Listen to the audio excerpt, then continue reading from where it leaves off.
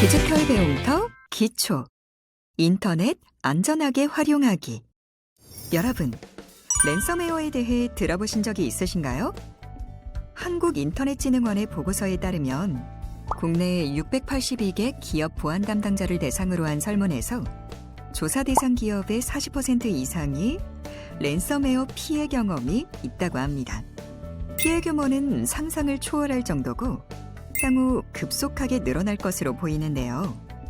특히 랜섬웨어로 인한 피해는 복구가 어렵기 때문에 백업 등 선제적 예방이 매우 중요합니다. 다양한 경로를 통해 발생하는 랜섬웨어 대응을 위해서는 국가 기반 시설부터 중소기업 그리고 개인까지 맞춤형 대응 지원 체계를 구축해야 합니다. 이번 시간에는 안전하고 편리하게 인터넷을 활용하기 위해 인터넷 보안을 위협하는 요소에 대해 이해하고 각종 디지털 사기의 피해에 대한 예방법에 대해 학습해 보겠습니다. 오늘은 악성 코드와 랜섬웨어 그리고 사이버 사기의 유형에 대해 알아보고 그에 대한 예방 수칙과 대처법에 대해서 알아보도록 하겠습니다.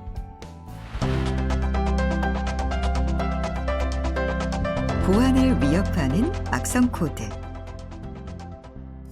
여러분 안녕하십니까? 저는 경찰청 사이버 수사국에서 근무하는 경강 전영환입니다. 여러분, 컴퓨터를 하시다 보면 한 번쯤 악성 코드라는 것에 대해 들어보신 적이 있으실 겁니다. 사용자들에게 피해를 주려는 악의적인 목적으로 만들어진 프로그램을 악성 코드 또는 악성 프로그램이라고 합니다. 그럼 악성 코드는 어떻게 분류할 수 있을까요? 하나씩 알아보도록 하겠습니다. 먼저 컴퓨터 바이러스에 대해 알아보겠습니다. 컴퓨터 바이러스란 컴퓨터에 저장된 자료를 없애거나 시스템을 정지시키기 위해 만들어진 파괴적인 악성 코드를 의미합니다. 이 바이러스는 다른 실행 프로그램과 같이 실행되며 스스로 복제도 가능합니다. 바이러스의 종류에는 부트 바이러스, 파일 바이러스, 부트와 파일 혼합 바이러스, 매크로 바이러스 등이 있습니다. 그럼 바이러스의 종류에 대해 알아볼까요? 먼저 부트 바이러스는 부트 섹터를 감염시켜 컴퓨터가 부팅되지 않게 하거나 부팅 시간이 오래 걸리게 하는 바이러스로 브레인 바이러스와 미켈란젤로 바이러스 등이 여기에 속합니다. 파일 바이러스는 시스템 파일이나 실행 파일을 감염시켜 손상시키는 바이러스인데요. 그 종류로는 CIH, 예루살렘 바이러스 등이 있습니다. 다음은 부트 바이러스와 파일 바이러스의 특징을 모두 가진 부트 파일 바이러스입니다. 종류에는 에볼라 바이러스 등이 있습니다. 마지막으로 매크로 바이러스는 응용 프로그램에 포함되는 매크로 기능을 이용하여 자신을 복제하는 바이러스이며 멜리사 바이러스, 라룩스 바이러스 등이 여기에 해당합니다. 다음은 웜입니다. 웜이란 네트워크를 통해 연속적으로 자신을 복제하여 시스템의 부하를 높이거나 마비시키는 악성 코드입니다. 다른 실행 프로그램과 같이 실행되는 바이러스와 달리 이 웜은 독자적으로 실행이 가능하다는 특징을 가집니다. 다음으로 트로이 목마는 사이버 테러를 목적으로 만들어진 악성 코드입니다. 겉보기에는 유용한 프로그램으로 보일 수 있지만 악성 루틴이 숨어 있어서 사용자가 해당 프로그램을 실행하면 바로 동작하게 됩니다. 예를 들어 어떤 트로이 목마는 정상적인 로그인 프로그램으로 가장해서 로그인을 유도한 후 사용자의 암호를 유출되게 합니다. 이 트로이 목마는 자기 복제 기능을 갖고 있진 않지만 시스템 파일 파괴, 데이터 유출, 원격 조작 등 치명적인 피해를 유발할 수 있는 악성 코드입니다. 다음으로 스파이웨어에 대해 알아보도록 하겠습니다. 스파이웨어는 사용자의 동의 없이 설치되어 금융정보나 개인정보, 암호 등을 수집하고 전송하는 악성 코드입니다. 만약 스파이웨어에 감염될 경우 웹브라우저나 시스템의 설정이 변경되거나 또는 정상적인 프로그램의 설치가 방해받게 됩니다. 또한 키보드의 입력 내용이나 화면에 표시된 정보를 수집하여 전송하는 등 피해가 발생할 수 있습니다. 마지막으로 애드웨어는 무료로 사용되는 프리웨어나 일정한 금액을 지불하는 쉐어웨어에서 광고를 보는 것을 전제로 사용이 허용되는 프로그램입니다. 광고 자체는 정당한 행위로 볼 수 있습니다. 하지만 정상적인 컴퓨터 사용이 어려울 정도로 무분별한 광고를 표시하거나 웹브라우저의 시작 페이지를 고정하여 사용자들을 불편하게 할 수 있습니다. 또한 애드웨어 내에 스파이웨어가 있을 수 있으므로 주의가 필요합니다.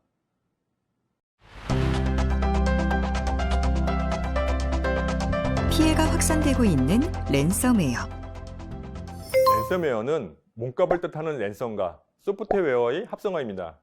이 프로그램은 PC의 데이터를 암호화해서 사용할 수 없도록 만든 뒤에 금전을 요구하는 악성 프로그램입니다. 일단 암호화가 진행되면 해독키 없이는 절대 데이터 파일에 접근할 수 없는 것이 치명적인 특징입니다. 그럼 이러한 랜섬웨어는 어떻게 감염될 수 있는 걸까요?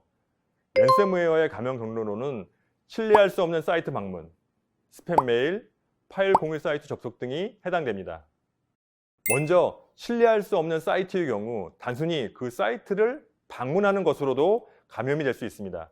보안에 취약한 웹사이트에 방문했을 때 사용자 모르게 악성 스크립트가 동작하여 악성 코드를 다운로드하고 실행시켜 사용자의 PC를 감염시키는 기법입니다. 출처가 불분명한 메일에 첨부된 파일 또는 메일 내용에 포함된 URL 링크를 통해 악성 코드를 유포하는 스팸 메일 사례도 있습니다. 모르는 메일을 받았을 때에는 첨부 파일을 실행하거나 URL 링크를 클릭할 때 주의가 필요합니다. 최근에는 연말정산 안내, 영수증 첨부 등 일상생활과 밀접한 내용으로 보내기도 하므로 저장 후에 백신으로 검사하고 열어보는 것이 좋습니다. 그리고 주변에서 쉽게 접할 수 있는 파일 공유 사이트를 통해서도 문제가 발생할 수 있습니다. 토렌트나 웹하드 등 이와 같은 P2P 사이트를 통해 다운로드하고 이를 실행할 경우 악성 코드에 감염되는 사례도 있으므로 이에 대한 주의가 필요하겠습니다. 그렇다면 랜섬웨어에 감염되었을 경우 어떠한 증상들이 있을까요? 랜섬웨어에 감염되면 문서 파일은 물론 이미지 파일, 음악이나 동영상 파일들이 열리지 않거나 읽을 수 없게 됩니다. 파일 내용이나 파일명, 확장자가 바뀌거나 확장자 뒤에 특정 확장자가 추가되어 파일이 암호화된 것처럼 보이기도 합니다.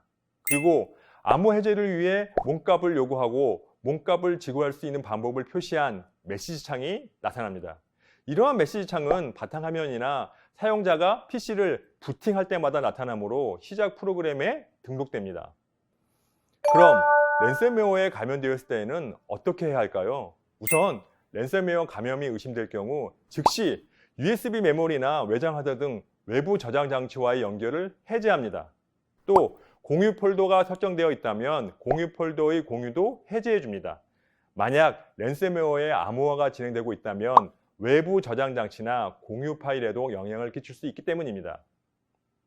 또한 감염 알림창이 표시되었을 때 바로 PC의 전원을 끄지 않도록 주의해야 합니다. 일부 랜섬웨어는 알림창이 표시된 상태에서 PC를 종료할 경우 파일들을 삭제하는 경우도 있기 때문입니다.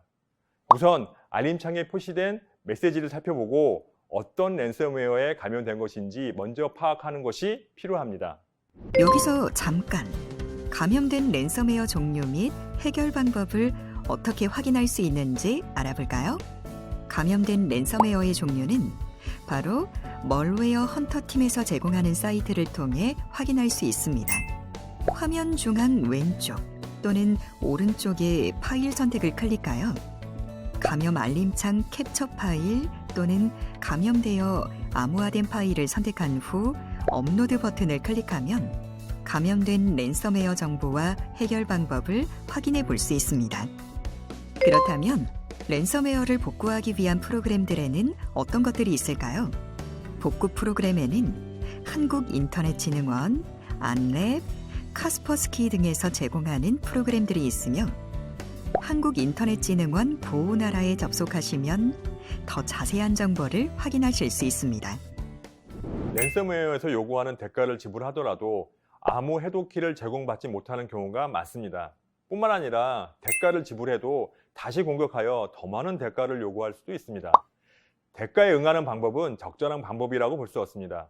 파일 복구가 어려운 경우 하드디스크 원본을 보존하여 추후 복구 도구가 개발되거나 암호화키가 공개될 경우 파일을 복구할 수 있도록 합니다. 만약 파일 복구가 필요하지 않다면 하드디스크 포맷을 통해 초기화하여 최신 보안 업데이트를 진행한 후 사용하여야 합니다. 사이버 사기의 유형. 이번에는 사이버 사기에 대해서 알아보도록 하겠습니다. 온라인상에서 상대방을 속여 돈을 탈취하는 모든 것을 사이버 사기라고 볼 수 있습니다. 가장 대표적인 수법인 피싱과 스미싱, 파밍에 대해 알아보겠습니다. 피싱은 프라이빗 데이터와 낚시의 영어 표현인 피싱의 합성어입니다. 개인정보를 낭다는 의미입니다. 수사기관이나 정부기관, 금융기관 등을 사칭해서 가짜 사이트로 유인하고 개인정보를 얻은 뒤 금전을 갈취하는 수법입니다. 피싱은 전화뿐만 아니라 문자나 메신저, 가짜 사이트 등 다양한 수단을 통해 결합하여 진화하고 있습니다. 스미싱도 대표적인 디지털 사기의 유형입니다. SMS 문자 메시지와 피싱의 합성어로 사용되고 있습니다. 악성 앱이 설치되는 URL 링크가 포함된 문자 메시지를 대량으로 보냅니다. 그리고 이용자가 악성 앱을 설치하도록 유도하고 금융정보나 개인정보를 탈취하거나 모바일 결제를 유도하는 수법입니다. 문자 메시지 내용은 이용자의 관심을 유도하기 위해 다양한 형태로 발송되고 있습니다. 결혼식 초대라며 지인을 사칭하거나 택배 사칭, 공공기관 사칭 등의 유형이 있습니다. 이번에는 파밍에 대해 알아볼까요? 파밍은 피싱과 곡식을 모은다는 영어 표현인 파밍의 합성어입니다. 이용자의 PC를 악성 코드에 감염시켜 정상 사이트에 접속해도 가짜 사이트로 접속되도록 하여 이용자의 금융정보를 모으는 수법입니다. 최근에는 개인정보 유출로 인해 불안감을 가진 이들에게 보안 관련 내용을 담은 문자 메시지나 전화를 통해 이용자 PC를 감염시키고 있습니다. 이러한 방법으로 접속한 피싱 사이트는 정상 사이트와 매우 유사해 구분하기가 어려워 피해가 속출하고 있습니다.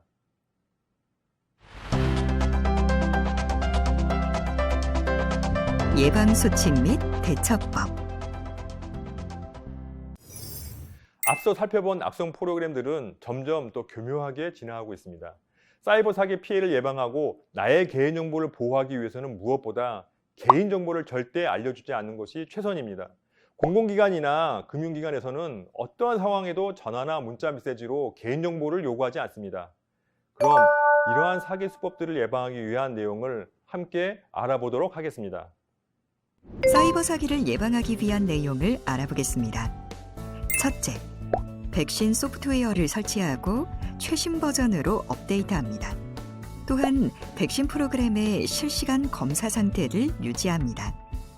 둘째, 정기적인 백업입니다. 이를 위해서는 외장하드, USB 등 외부 저장 장치를 이용하여 중요 문서를 외부에 별도 저장합니다.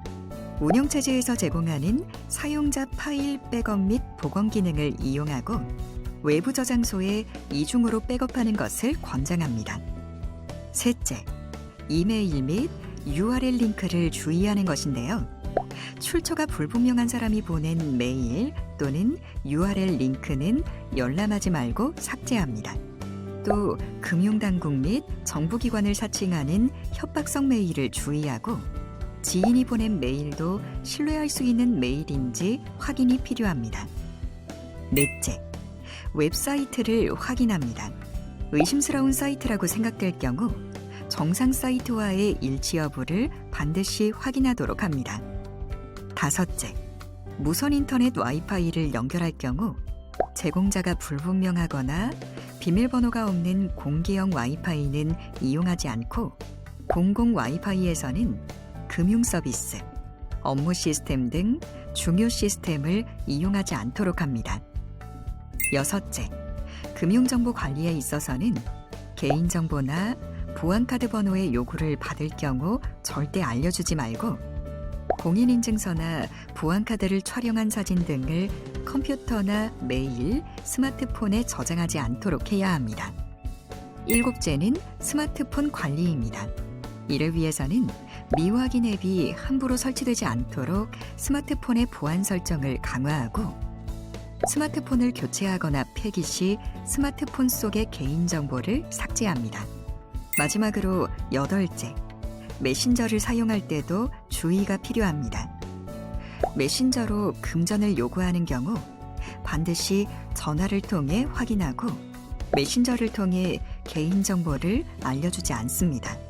또한 정기적으로 메신저 비밀번호를 변경합니다. 이번에는 악성 프로그램을 이용한 사기 수법에 대처하는 방법을 살펴볼까요? 먼저 모바일 악성 애플리케이션을 삭제합니다. 의심스러운 인터넷 주소를 통해서 특정 애플리케이션을 설치했다면 악성 코드 감염을 의심해야 하는데요. 악성 앱 감염이 의심될 경우 스마트폰을 점검해야 합니다. 모바일 백신 등을 통해 악성 앱을 삭제하고 서비스 센터를 방문하여 확인할 수 있습니다. 다음은 결제를 확인하고 취소하는 것입니다. 스미싱 악성 앱에 감염되면 모바일 결제 피해가 발생할 수 있습니다.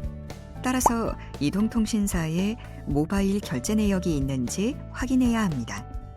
이러한 노력에도 불구하고 만약 해킹, 사기, 불법 사이트 등 사이버상에서 일어나는 범죄에 피해를 입었다면 경찰청이나 금융회사 고객센터에 신고해야 합니다. 그리고 금융회사 고객센터에는 범죄자의 계좌를 지급 정지하도록 요청합니다.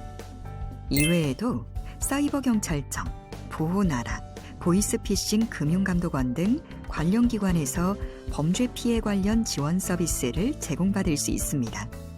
몇 가지만 기억하면 큰 피해를 줄일 수 있으니 무엇보다 내 정보는 내가 지킨다라는 생각으로 예방수칙을 꼭 숙지하시길 바랍니다.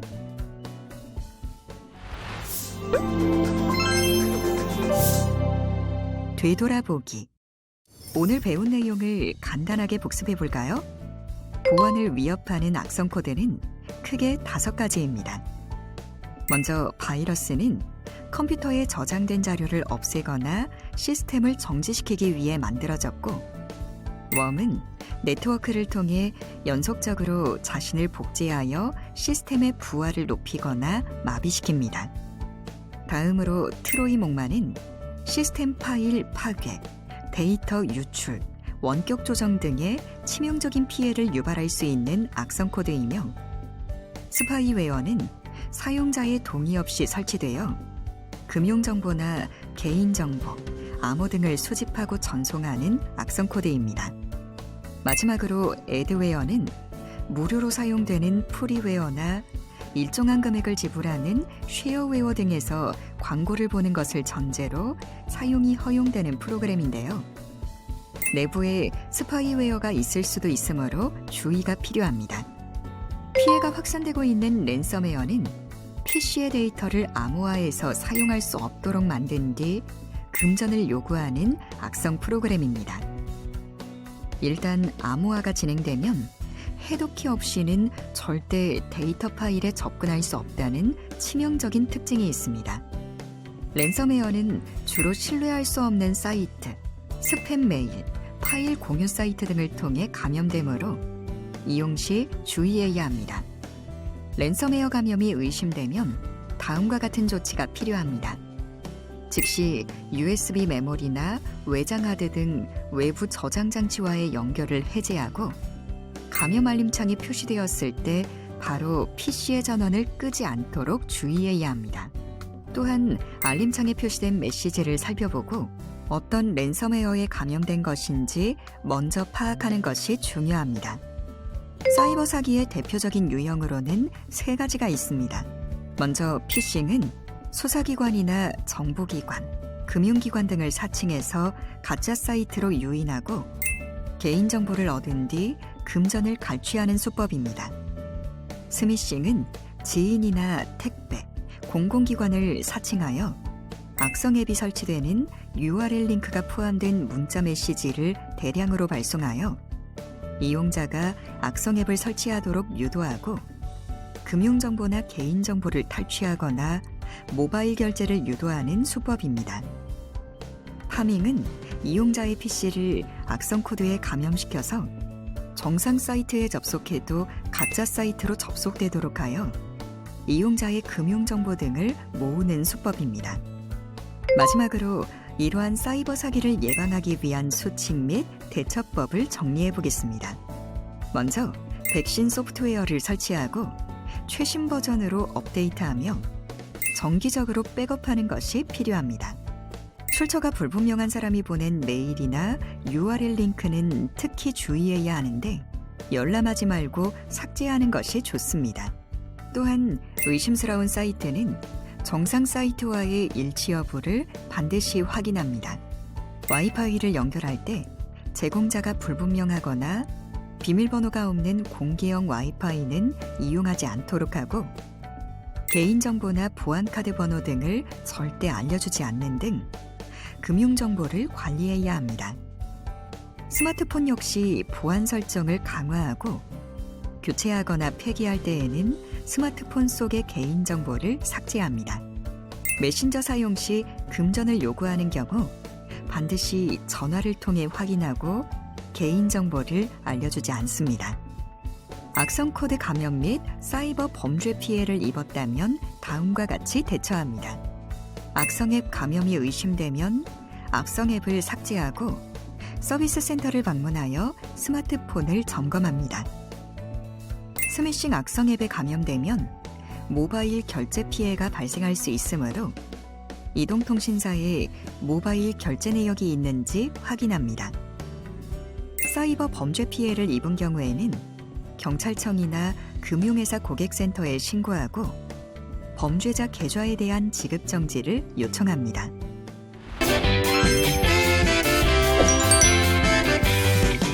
이것으로 인터넷 안전하게 활용하기 학습을 마치겠습니다. 감사합니다.